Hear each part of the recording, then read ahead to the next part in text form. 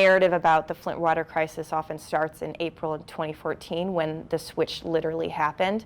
And I think, in fact, the story goes back a lot longer. What made the city vulnerable in the first place?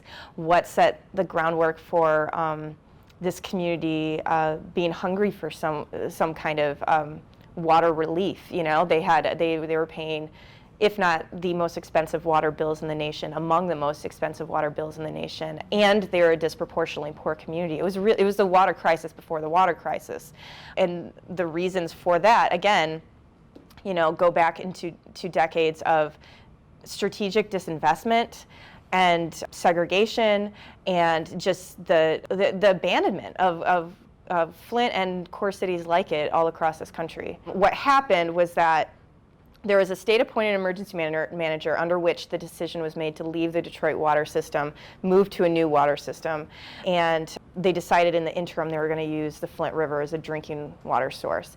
They did get the Flint City Council to vote on the record that they wanted to join that new water source.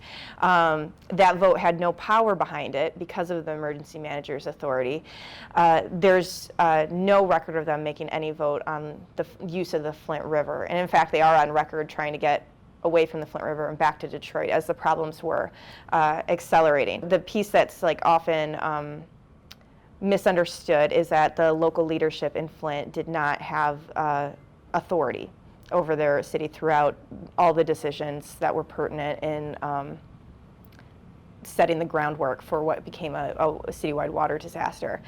Another is that the Flint River itself was the problem, that people remember how polluted it was, you know, at the height of industry, all those General Motors plants, residents too, you know, there was a larger city at the time, there was no water regulations up through the 70s, and that river, like a lot of urban waterways, bore terrible mistreatment.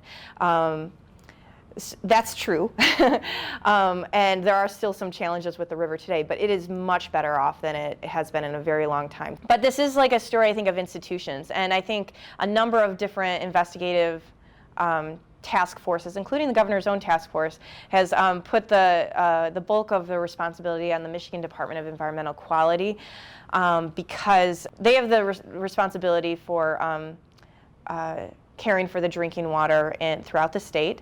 They had a particularly close role in Flint, sort of supervising these various switches, and the decision to not use corrosion control in Flint's drinking water, which resulted in the pipes getting corroded, is something that happened under their oversight. The corrosion control Anna talks about was a critical factor in the crisis.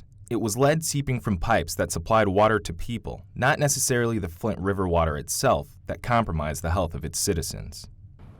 Honestly, I feel like every time I talk about it, I'm shocked all over again. I think it's just one big shock.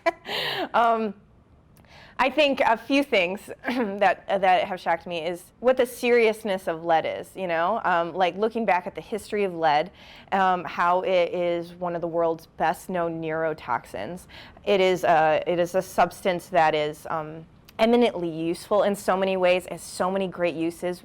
I wish it were not toxic to humans, because it would be great. It would be great. It's a great metal otherwise, but it is toxic to humans, and we've known this for thousands of years. But really, we are going to be exposed to it, some people more than others, some places more than others, but it's everywhere. And until we develop the political will to deal with it, it's going to be causing us problems. And in Flint, it got to, you know, unusually dramatic proportions, but it's not just Flint's problem. Why did this city with so many financial challenges go into debt beyond debt, you know, to fund a new water system that duplicated a service it already had, that is drinking water from Lake Huron? And it was going to have to treat the water itself and go through a number of other complicated steps to do so. It just seems odd that these decisions were made, and I think it's like in a lot of ways it just seems irrational. We're just saying that this needs to be taken seriously, and that there were like man-made decisions that happened that set this up.